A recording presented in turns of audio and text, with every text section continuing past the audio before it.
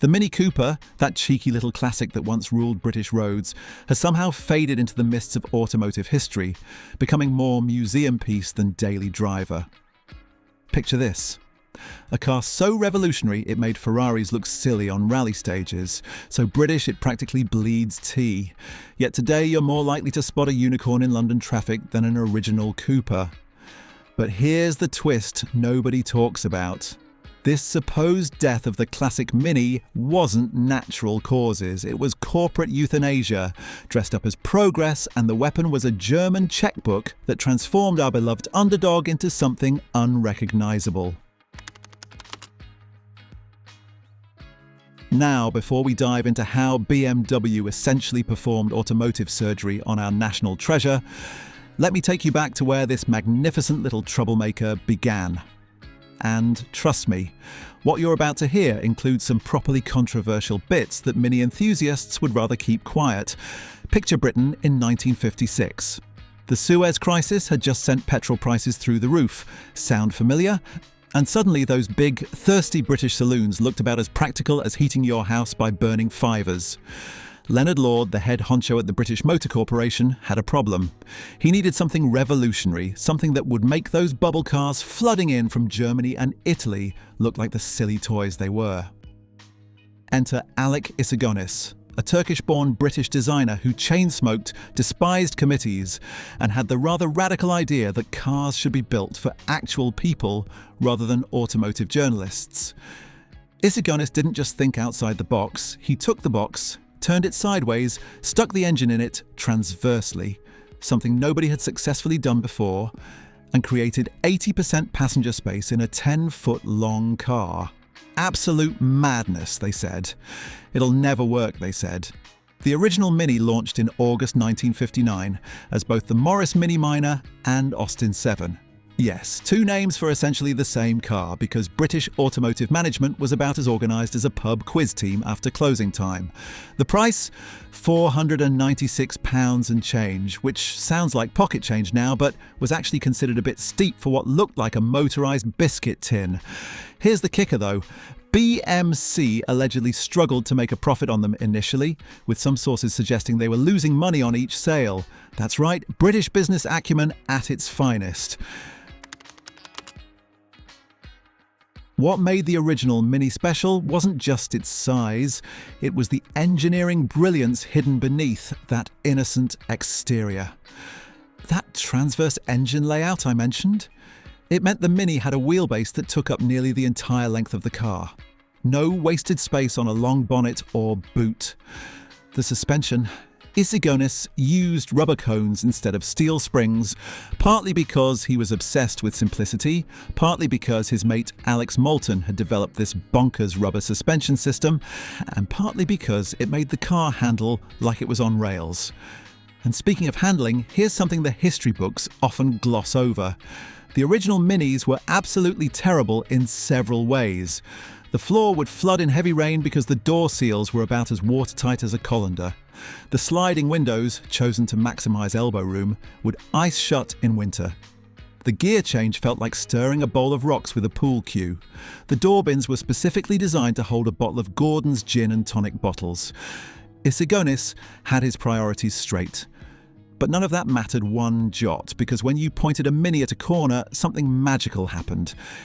It just went round. No drama, no body roll that made you feel seasick, just pure telepathic handling that made every journey feel like you were competing in a rally stage, which, coincidentally, is exactly what one man was thinking.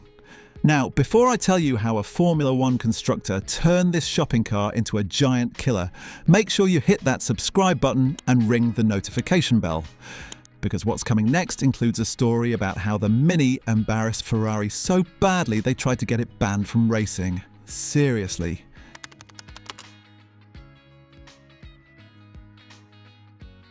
John Cooper was already a legend in Formula One.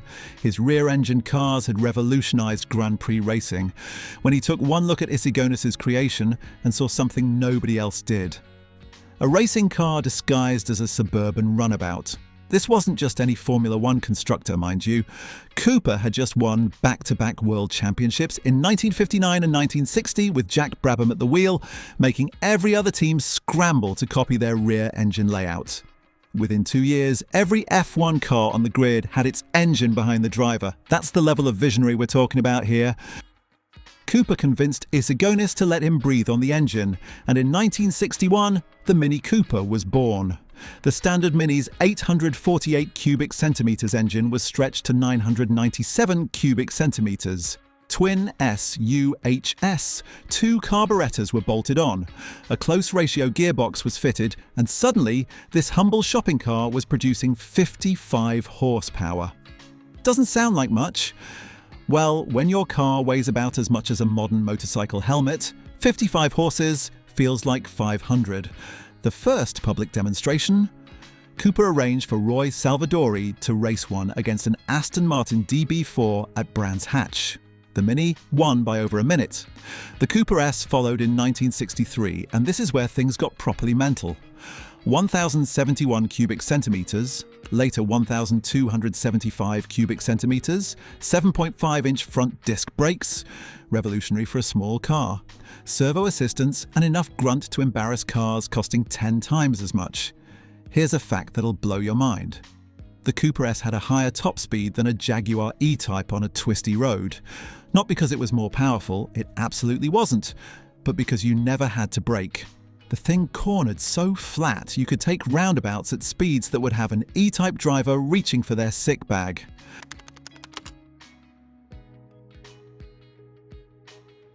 The rallying chapter. This is where the Mini didn't just compete, it committed acts of automotive violence against the establishment. The 1964 Monte Carlo rally was the Mini's coming out party. Paddy Hopkirk and Henry Liddon took their little red Cooper S and beat everything. Porsches, Ford Falcons, Mercedes-Benzes, the lot. The French were so shocked that a British car had won their precious rally, they spent the next year trying to figure out how to stop it happening again. Timo Mäkinen won in 1965, and then came 1966.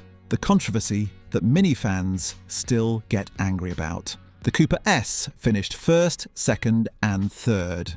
Absolute domination. But here's where it gets properly dodgy. The new Appendix J Group 1 regulations required cars to be completely standard production models with at least 5,000 units built. BMC had dutifully built the required cars and even sent representatives to Paris with the RAC to clarify the rules with the FIA. Everything was kosher. Then, mysteriously, a second draft of the regulations appeared, written only in French, changing the headlight requirements. The British teams never got the memo. The French scrutineers spent hours going over the cars with a magnifying glass, counting gear teeth, weighing wheels separately from tyres, desperately searching for something wrong. Finally, they discovered that the Minis were using non-dipping single-filament quartz iodine bulbs instead of the standard double-filament dipping bulbs. Disqualified. All 3 of them, plus Roger Clark's 4th-placed Cortina and Rosemary Smith's Hillman Imp. The fact that this made absolutely zero difference to performance didn't matter. The establishment had been embarrassed and they weren't having it. But here's the bit that really winds me up. Pauli Toivonen's Citroën, which inherited the win, had been using similar lighting arrangements that were technically available as factory options, but they were French, so naturally that was fine. The Mini came back in 1967 with Rauno Aaltonen and won again, just to prove a point.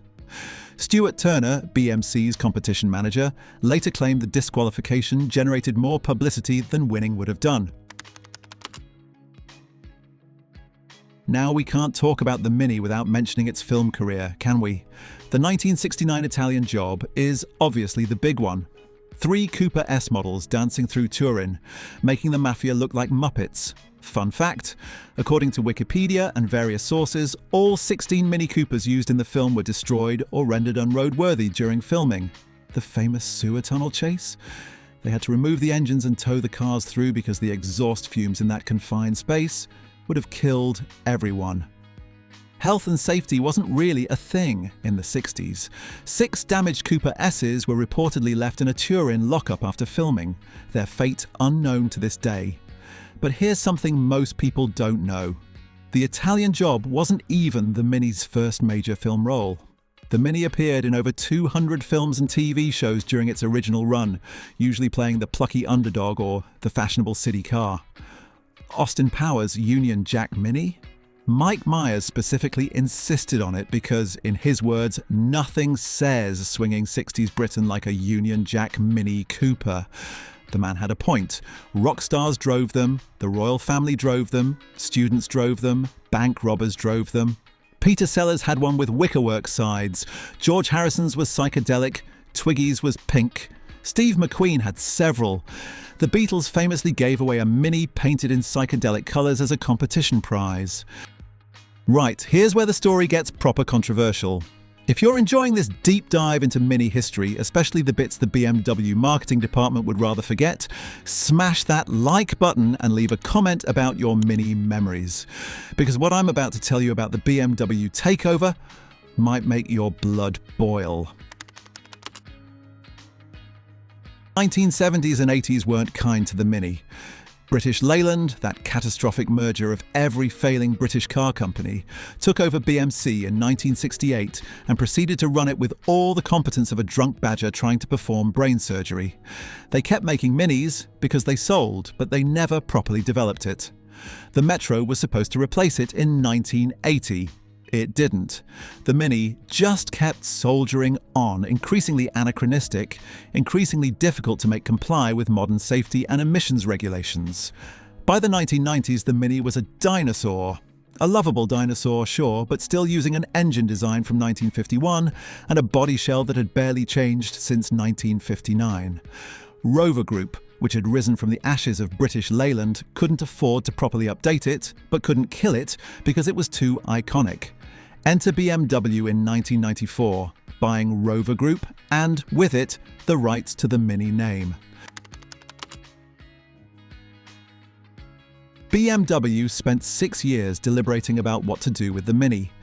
They kept the classic in production, even releasing special editions like the rather brilliant Cooper Sport 500, but everyone knew the end was coming. In October 2000, the last classic Mini rolled off the production line at Longbridge. 5,387,862 had been built over 41 years, making it the best-selling British car of all time. But here's the controversial bit that'll have purists reaching for their pitchforks. BMW's Mini. Yes, all caps, because apparently shouting makes things better. Launched in 2001, wasn't really a Mini at all. It was a BMW in a Mini costume. Front-wheel drive, check smallish, sort of. But the new Mini was longer than a 1960s family saloon, weighed twice as much as the original, and cost more than a proper car.